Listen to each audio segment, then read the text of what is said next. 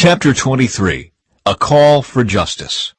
You must not pass along false rumors. You must not cooperate with evil people by lying on the witness stand. You must not follow the crowd in doing wrong. When you are called to testify in a dispute, do not be swayed by the crowd to twist justice. And do not slant your testimony in favor of a person just because that person is poor. If you come upon your enemy's ox or donkey that has strayed away, take it back to its owner. If you see that the donkey of someone who hates you has collapsed under its load, do not walk by. Instead, stop and help. In a lawsuit, you must not deny justice to the poor. Be sure never to charge anyone falsely with evil. Never sentence an innocent or blameless person to death, for I never declare a guilty person to be innocent.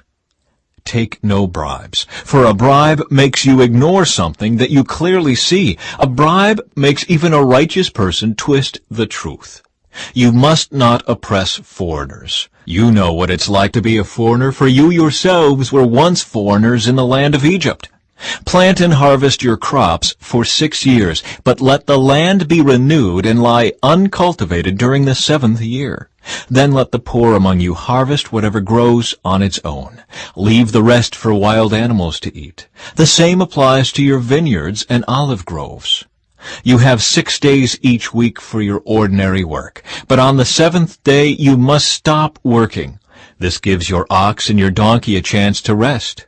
It also allows your slaves and the foreigners living among you to be refreshed. Pay close attention to all my instructions. You must not call on the name of any other gods. Do not even speak their names. 3 annual festivals. Each year you must celebrate 3 festivals in my honor.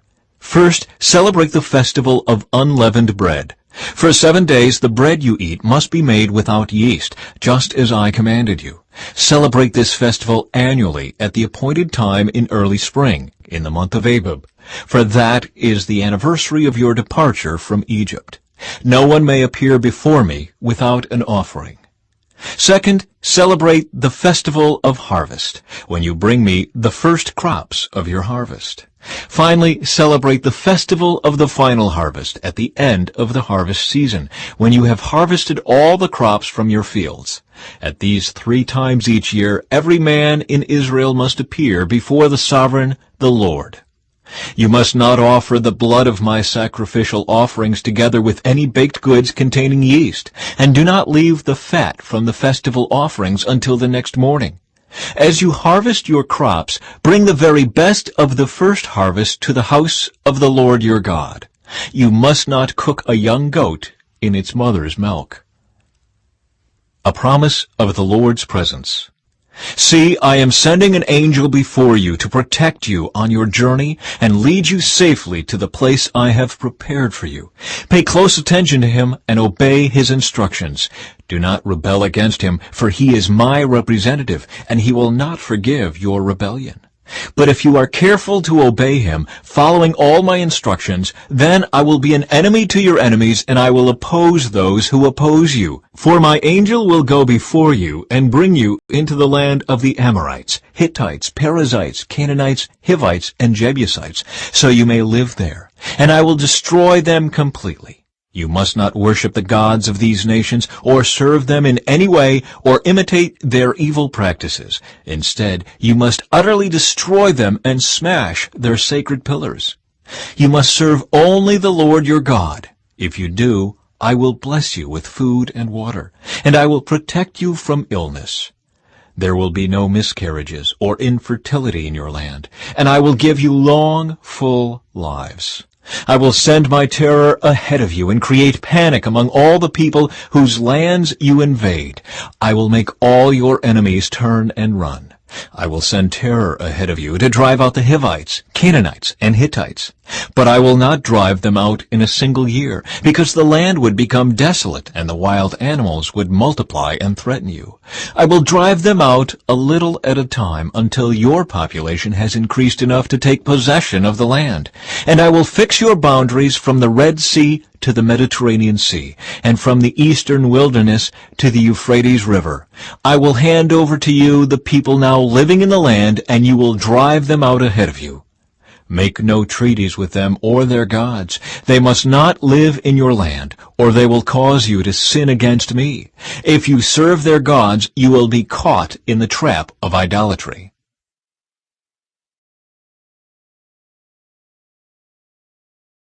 Chapter 24. Israel accepts the Lord's covenant. Then the Lord instructed Moses, "Come up here to me, and bring along Aaron, Nadab, Abihu, and 70 of Israel's elders. All of you must worship from a distance. Only Moses is allowed to come near to the Lord. The others must not come near, and none of the other people are allowed to climb up the mountain with him." Then Moses went down to the people and repeated all the instructions and regulations the Lord had given him. All the people answered with one voice, "We will do everything the Lord has commanded." Then Moses carefully wrote down all the Lord's instructions. Early the next morning, Moses got up and built an altar at the foot of the mountain. He also set up 12 pillars, one for each of the 12 tribes of Israel. Then he sent some of the young Israelite men to present burnt offerings and to sacrifice bulls as peace offerings to the Lord. Moses drained half the blood from these animals into basins. The other half he splattered against the altar. Then he took the book of the covenant and read it aloud to the people. Again they all responded, "We will do everything the Lord has commanded. We will obey." Then Moses took the blood from the basins and splattered it over the people, declaring, "Look, this blood confirms the covenant the Lord has made with you in giving you these instructions." Then Moses, Aaron, Nadab, Abihu, and the 70 elders of Israel climbed up the mountain. There they saw the God of Israel. Under his feet there seemed to be a surface of brilliant blue lapis lazuli, as clear as the sky itself. And though these nobles of Israel gazed upon God, he did not destroy them. In fact, they ate a covenant meal, eating and drinking in his presence. Then the Lord said to Moses, "Come up to me on the mountain. Stay there, and I will give you the tablets of stone on which I have inscribed the instructions and commands, so you can teach the people." So Moses and his assistant Joshua set out, and Moses climbed up the mountain of God. Moses told the elders, "Stay here and wait for us until we come back. Aaron and Hur are here with you. If anyone has a dispute while I am gone, consult with them." Then Moses climbed up the mountain, and the cloud covered it. And the glory of the Lord settled down on Mount Sinai, and the cloud covered it for 6 days.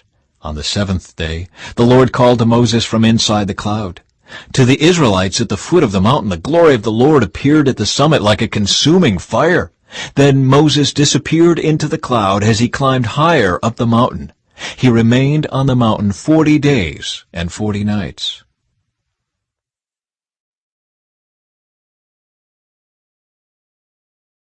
Chapter 25. Offerings for the Tabernacle. The Lord said to Moses, "Tell the people of Israel to bring me their sacred offerings. Accept the contributions from all whose hearts are moved to offer them." Here is a list of sacred offerings you may accept from them: gold, silver, and bronze, blue, purple, and scarlet thread, fine linen and goat hair for cloth, tanned ram skins and fine goatskin leather, acacia wood, olive oil for the lamps, spices for the anointing oil and the fragrant incense, onyx stones, and other gemstones to be set in the ephod and the priest's chestpiece. Have the people of Israel build me a holy sanctuary, so I can live among them. You must build this tabernacle and its furnishings exactly according to the pattern I will show you. Plans for the Ark of the Covenant. Have the people make an ark of acacia wood, a sacred chest 45 inches long, 27 inches wide, and 27 inches high. Overlay it inside and outside with pure gold, and run a molding of gold all around it. Cast 4 gold rings and attach them to its 4 feet, 2 rings on each side. Make poles from acacia wood and overlay them with gold. Insert the poles into the rings at the sides of the ark to carry it. These carrying poles must stay inside the rings. Never remove them. When the ark is finished, place inside it the stone tablets inscribed with the terms of the covenant, which I will give to you. Then make the ark's cover, the place of atonement, from pure gold. It must be 45 inches long and 27 inches wide.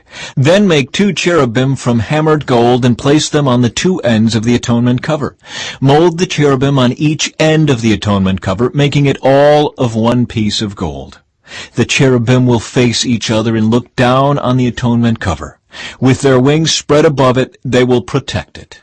Place inside the ark the stone tablets inscribed with the terms of the covenant, which I will give to you. Then put the atonement cover on top of the ark. I will meet with you there and talk to you from above the atonement cover, between the gold cherubim that hover over the ark of the covenant. From there I will give you my commands for the people of Israel. Plans for the table. Then make a table of acacia wood, 36 inches long, 18 inches wide, and 27 inches high.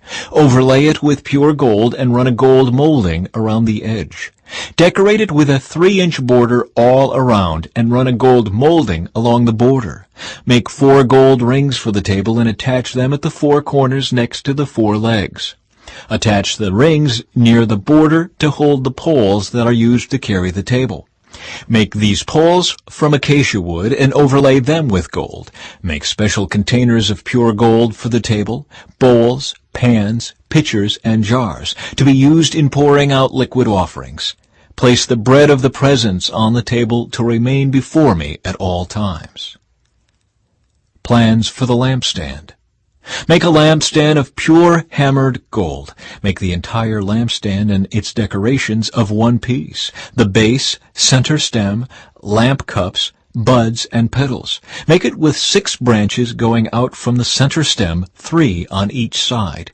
Each of the 6 branches will have 3 lamp cups shaped like almond blossoms, complete with buds and petals.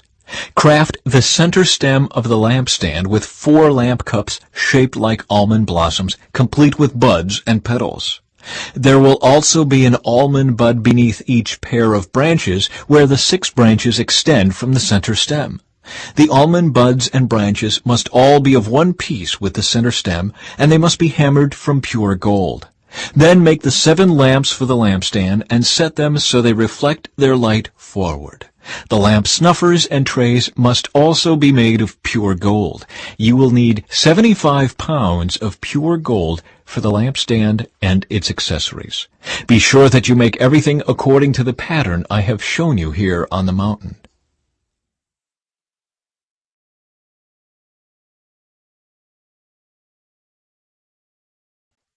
As Jesus was going up to Jerusalem, he took the 12 disciples aside privately and told them what was going to happen to him. "Listen," he said, "we are going up to Jerusalem, where the Son of Man will be betrayed to the leading priests and the teachers of religious law. They will sentence him to die. Then they will hand him over to the Romans to be mocked, flogged with a whip, and crucified.